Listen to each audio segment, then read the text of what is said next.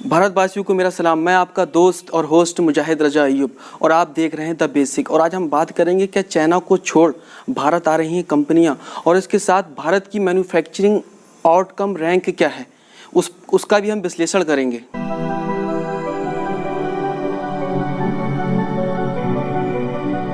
जी हाँ, जब कोविड-19 ने अमेरिका महाद्वीप और पूरे यूरोप को अपने आगोश में ले लिया, यानी कि एक महामारी का रूप ले लिया, तब चाहे यूनाइटेड स्टेट हो, जर्मनी हो, इन सबको कोविड-19 के पीछे एक चाइना की साजिश लगने लगी।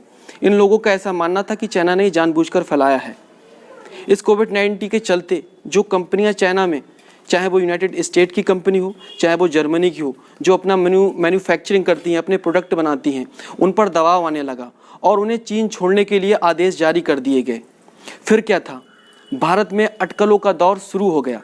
भारत के मीडिया में प्राइम टाइम में डिबेट चलने लगी कि भारत बनेगा सुपर पावर, चीन कंगाली की ओर, bye bye China, welcome India, Bharat के पास सुनहरा अवसर, इस तरह के तमाम प्रोग्राम चलने लगे। लोगों को बरगलाना शुरू कर दिया मीडिया ने। क्या चीन छोड़ भारत कंपनियां आ रही हैं, ये कितना सच है ये भी जानेंगे। उससे पहले हमारा ये जानना जरूरी है, अगर ये कंपनियां भारत आती हैं तो उसके लिए भारत ने क्या तैयारी कर रखी है। आइए सबसे पहले इस ग्राफिक के माध्यम से हम ये जानने की कोशिश करते हैं कि भारत की मैन्युफैक्चरिंग आउटकम यानी कि उत्पादन, भारत का उत्पादन रेट क्या है। आइए जानेंगे इस हम रिपोर्ट में। अब आप ये ग्राफिक्स देखिए, हमने 1970 से लेकर 2015 तक किस कंट्री की मैन्युफैक्चरिंग आउटकम रैंक क्या रही है उसमें दर्शाया है। आप देख सकते हैं यूएस 1970 में पहले स्थान पर था, 2015 तक दूसरे स्थान पर पहुंच गया था। रसिया 1970 में दूसरे स्थान पर था और 2015 तक 15वें स्थान पर पहुंच गया था। जापान जो है 1970 से लेके 2015 तक कंसिस्टेंट है, 2 बार सिर्फ दूसरे स्थान पर पहुंचा है, वरना 30 रैंक रही है हमेशा। अब जर्मनी की बात करते हैं, जर्मनी भी कंसिस्टेंट है, 4थी रैंक रही है। चाइना की बात करते हैं, चाइना 1970 में 5वीं रैंक थी चाइना की और 2010 में पहली हो गई और अब तक चाइना की रैंक पहली है। अब इंडिया की बात करते हैं, 1970 में 12वीं रैंक थी, 1980 में 13वीं हो गई, 1914 में 14वीं रैंक हो गई, 2000 में 13वीं, उसके बाद 2015 में 6ठी रैंक थी और अब भी भारत की 6ठी रैंक है। फ्रांस की रैंक 6ठी 7वीं फ्रांस की ये रैंक है, 2015 तक 9वीं रैंक हो गई थी। अब आप इसमें ये देखिए, जो चाइना है वो नंबर 1 पर है और यूएसए है नंबर 2 पर है। आप ये अब दूसरा ग्राफिक्स देखिए, top 10 country global manufacturing outcome index है, 2018 तक का है। चाइना का पूरे वर्ल्ड में मैन्युफैक्चरिंग शेयर कितना है। चाइना का है 28.4%, यूएसए का है 16.6%, जापान का है 7.2%, जर्मनी का है 5.8%, साउथ कोरिया का है 3.3%, इंडिया का है 3%, इटली का है 2.3%, फ्रांस का है 1.9%, यूके का 1.8%, मैक्सिको का 1.5%। जो सबसे विकसित देश कहे जाते हैं, जैसे यूएसए हो गया, जापान हो गया, जर्मनी हो गया, इन तीनों को मिलाकर ये जो तीनों कंट्री हैं, जो जितना मैन्युफैक्चरिंग करती हैं, जितना मैन्युफैक्चरिंग आउटकम है इनका, उतना अकेले चाइना का है। ये देखने वाली बात है। इसका मतलब चाइना जो है वो सुपर पावर है मैन्युफैक्चरिंग में। अब भारत की बात करें, भारत का 6ठा स्थान है और सिर्फ पूरे वर्ल्ड में 3% ही भारत जो है वो मैन्युफैक्चरिंग करता है प्रोडक्ट को। अब चाइना का अगर कंपेयर हम भारत से करें तो चाइना का 28.4% और इंडिया का ओनली 3%। जबकि चाइना की आबादी अगर देखी जाए, चाइना की पॉपुलेशन देखें तो 145 करोड़ लगभग और भारत की 138 करोड़, थोड़ा सा ही अंतर है दोनों की आबादी में। अगर हम ऐसा युवा देखें, जो एज ग्रुप है, जो 20 से लेके 20 साल से लेके 35 साल के बीच का जो एज ग्रुप है, वो इंडिया के पास सबसे ज़्यादा है। तो अगर इस दोनों को कंपेयर करके देखें तो इंडिया को जो है वो इंडिया की जो पोजीशन है बहुत लो है। इंडिया की पोजीशन कम से कम दूसरे नंबर पर, तीसरे नंबर पर होना चाहिए थी। ओनली सोचने वाली बात है, जिस देश में सबसे ज़्यादा युवा हूँ वो सिर्फ 3% मैन्युफैक्चरिंग करेगा। सबसे ज़्यादा युवा, पूरे विश्व में सबसे ज़्यादा युवा इंडिया में ही है। ये थी जो ग्लोबल मैन्युफैक्चरिंग आउटकम है। तो इसमें देख सकते हैं कि भारत कितना पीछे है। अब भारत को उसके लिए कुछ कदम उठाना चाहिए। अब बात करते हैं कि चाइना छोड़ भारत आ रही कंपनियां, तो उसका सीधा सा जवाब है नहीं। सिर्फ अभी तक एक जर्मन फुटवेयर कंपनी है जिसने भारत आने के संकेत दिए थे। उसके बाद कोई ऐसी कंपनी नहीं है जिसने संकेत भी दिए हों कि वो भारत आना चाहती है। अब सवाल यह है कि जब चाइना से तो कंपनी निकल रही हैं, चाइना को तो छोड़ रही हैं, लेकिन जब चाइना से निकल रही हैं, भारत नहीं आ रही हैं, तो वो अपनी यूनिट कहाँ लगाने जा रही हैं?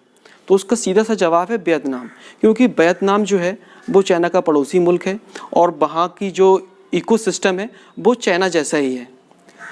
अब भारत नहीं आ रही हैं और वियतनाम जा रही हैं, इसकी वजह क्या है इसको भी जानते हैं डिटेल में। सबसे पहली बात होती है लैंड एक्विजिशन। जो वियतनाम है वहाँ पर किसी भी फैक्ट्री को लगाने, किसी को कंपनी में लगाने के लिए जो ज़मीन होती है वो ईजिली अवेलेबल हो जाती है। और भारत में क्या है, भारत में 2 बीघा ज़मीन किसी की है, 4 बीघा किसी की है, 5 बीघा किसी की है। अब कोई बेचता है, कोई नहीं बेचता है। तो जो कंपनी के सबसे प्रायोरिटी होती है, फर्स्ट स्टेप होता है वो लैंड का ही होता है। वो भारत में बहुत दिक्कत आती है। अब बात करते हैं दूसरी इंफ्रास्ट्रक्चर की।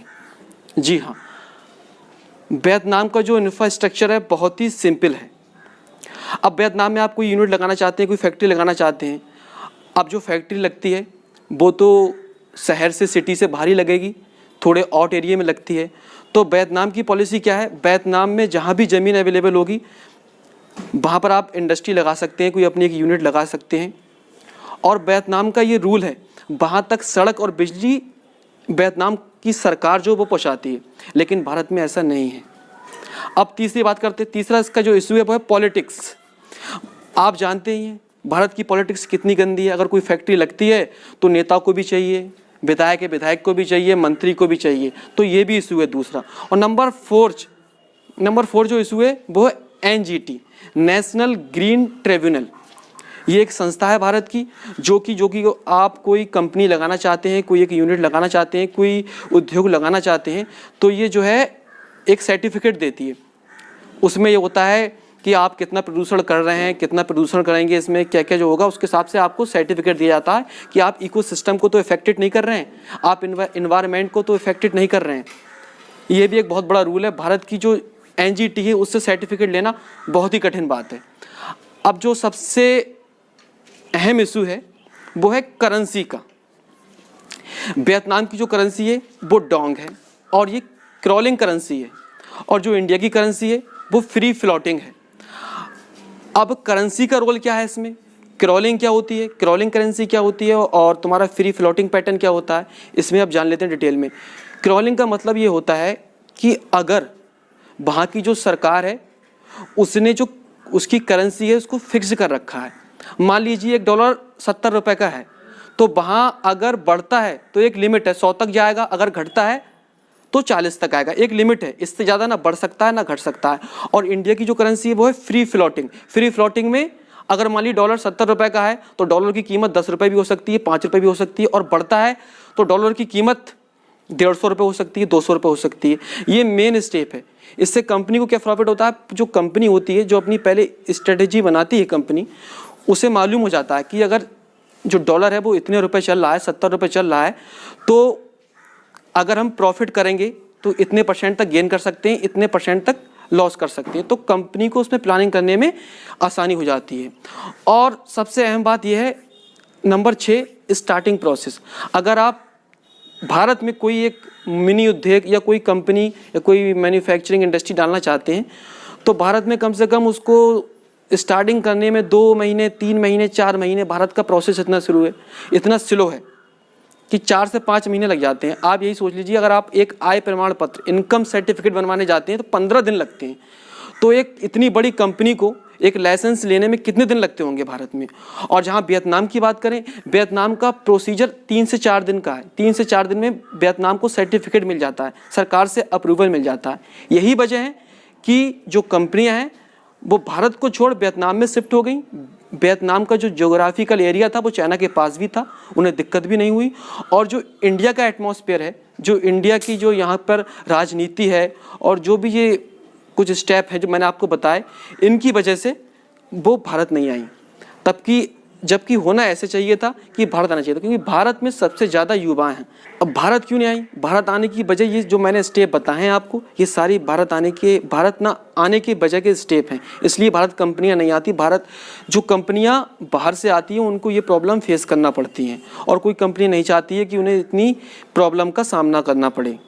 जबकि भारत में युवा कैटेगरी के सबसे ज़्यादा पॉपुलेशन है। भारत में उन्हें जो है मज़दूर जल्दी मिलेंगे, डेली वेजेस वर्कर जल्दी मिलेंगे, तो यही वजह है। और अगर आपको हमारी वीडियो पसंद आती है उसे लाइक करें, सब्सक्राइब करें, कमेंट करें। और अगर आप हमारे इस वीडियो को पसंद नहीं करते, हम जो आपको कंटेंट दिखाते हैं, जो जानकारी मुहैया कराते हैं, आप इसको पसंद नहीं करते, तो आप कमेंट करिए, बताइए क्यों नहीं करते।